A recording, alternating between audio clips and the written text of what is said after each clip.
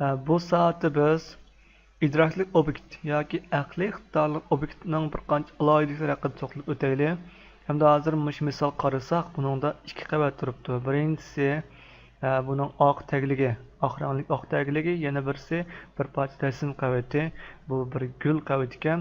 Hamda bo'shni tushuntirish uchun men ularni selektor qilish uchun yana bir qavat ko'paytirib, ko'paytirishning usullari mush qavatni tortib turib bevosita ostidagi qavat soni akasi ko'paydi yoki mush qavatni tanlab turib kontrol taqsidagi kontrol bilan Z harfini bossak, Z knopkasini bosgan chog'da bu ko'paydi. Ko'paygandan keyin men buni yo'tkash quroli, qurol taqsidagi yo'tkash quroli birinchi akasam yoki tez ijro qilish belgisi knopka taqsidagi V harfini bosish orqali bu knopkaga erisha olaman.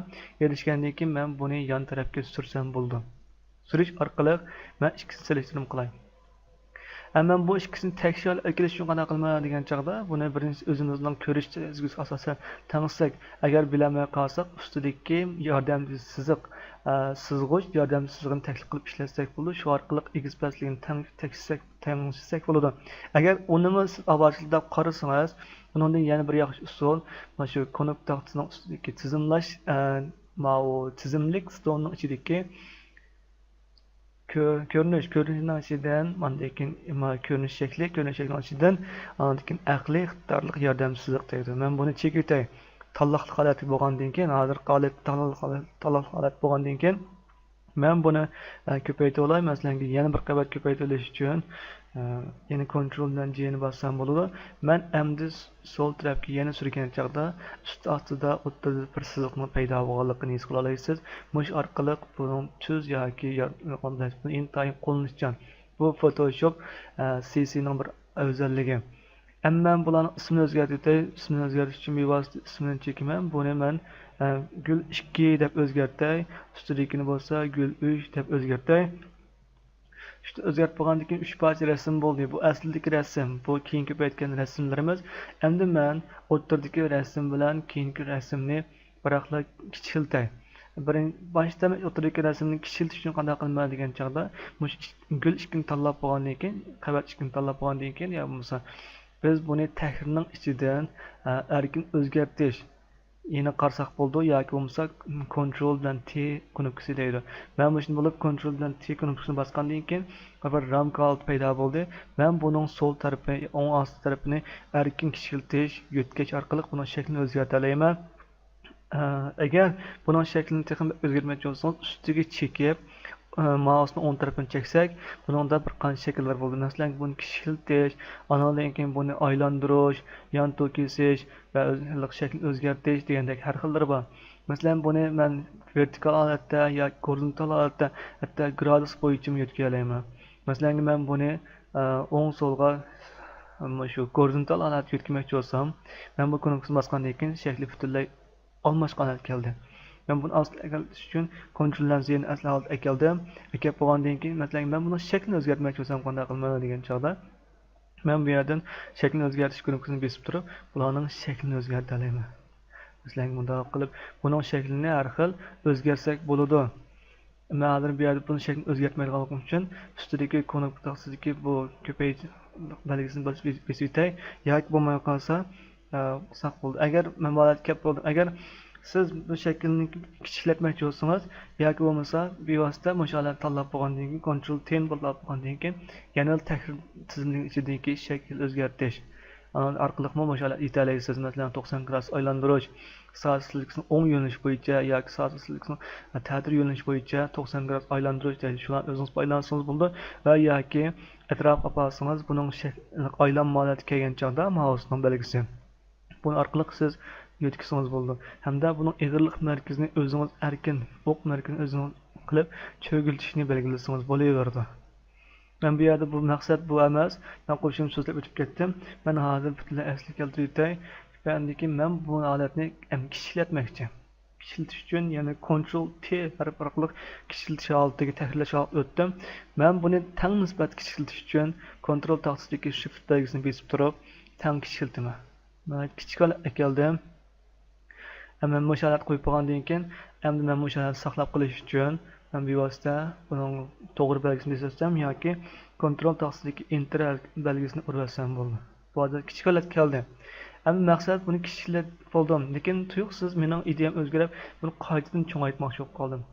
Bunday qilamiz, yana kontrol taqsi bilan T harfini bosgan chog'da kontrol belgisi bilan bu hozir ta'kidlash holat o'tdi. Men buning so'l tarafi, o'ng taraf, osti tarafini chekib turib, shift belgisini bosib turib, teng nisbatda cho'ngaytdim. Asli holatga asosan keldim. Kelib bo'lgandan keyin men enter belgisini urib o'tdim. Siz diqqat qilsangiz bo'ladi, aslidagi rasm bilan o'zgarish paydo bo'ldi. Kichiklatgan chog'da bilinmadi, lekin cho'ngaytgan chog'da aslidagidek suzuk emas. Mana bu odatdagi rasm qavatlarining kamchiligi. Endi biz bugun so'zlaydiganimiz idrokli obyektga aylantirish. Men 3-parcha rasmni o'xshash usuldan ko'rsatib boqay. Men buni qilishdan burun buni aqliy iqtidorli obyektga aylantiray. Aylantirish uchun qanday qilman? Men mushkani tanlab bo'lgandan keyin rasm qavatining ichidan buni aqliy idrokli obyektga aylantirish altini chekib bo'ladi yoki shu rasm qavatini tanlab turib o'ng tarafini chekib men buni aqliy obyektga aylantirman degan ko'nikni besatsak bo'ladi. Besatgandan keyin siz diqqat qilsangiz bo'ladi, buning ustidagi shaklda o'zgarish paydo bo'ldi. Bu aqliy obyektlik rasm qavatining alohida shakli. Endi men buni yana kichiltay. Kichiltish uchun o'xshashlar kontroldan T harfini bosay, bosgandan keyin shakli sal o'zi o'xshamaydi, lekin siz mashg'ul ilib beraversangiz bo'laveradi. Men buni teng nisbat kichiltish uchun shift belgisini bosib turib, o'ng taraf ostidan tortib kichiltib mangdim. Buni nihayat kichik holatga keldim. Kelib bo'lgandan keyin buni qo'yib yetib, o'shadan saqlab qoldim. Endi buni men yana boyaqidek qaytadan cho'ngaytib boqay. Suzukligida ta'sir qilamdi, bo'lmamdi. Men bu uchun yana kontrol bilan T harfini bosdim. Bosgandan keyin men buni holatdan cho'ngaytish holatiga keldim. Taxminan bo'ldi degancha qo'yib yetay. Qo'yib o'tgandan keyin enter belgisini urib bosam, asli holatiga keldi. Endi siz diqqat qilsangiz bo'ldi, buni cho'ngaytgan chog'da aslidagi suzukligiga ta'sir yetkazmaydi. Mana bu idrokli qavatning bir afzalligi. Undan boshqa biz ba'zi vaqtlarda bu jismlarni filtrlaydigan ishlar bo'lib qoladi. Masalan, har xil filtrlar bor, buni so'zlagancha ishlatamiz. Undan boshqa buningga unum beradigan ishlar paydo bo'ladi.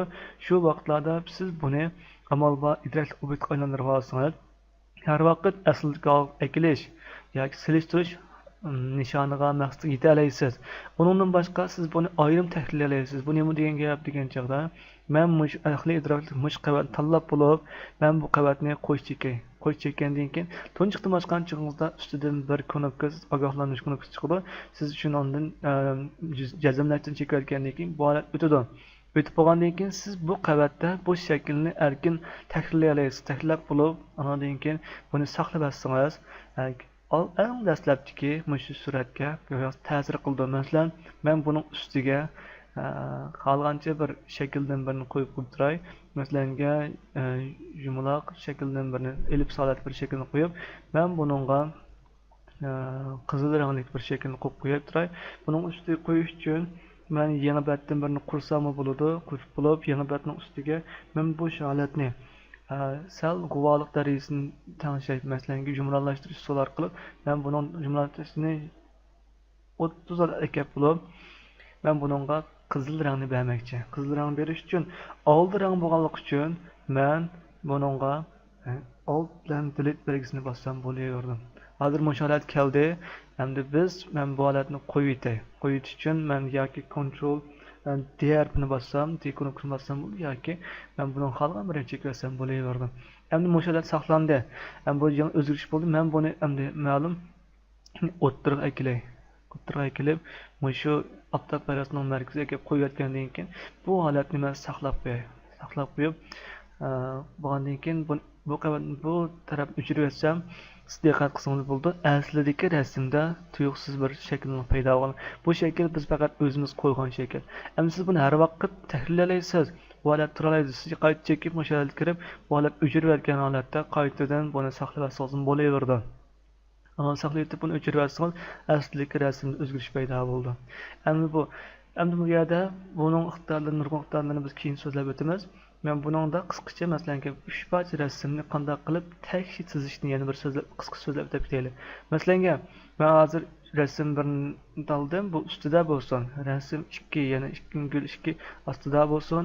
Uchinchi gul sal ustidaroq bo'lsin. Hozir hammasini o'rni yoki ikki orasidagi orliqlar tampon emas. Men bularni qanday tanishim kerak?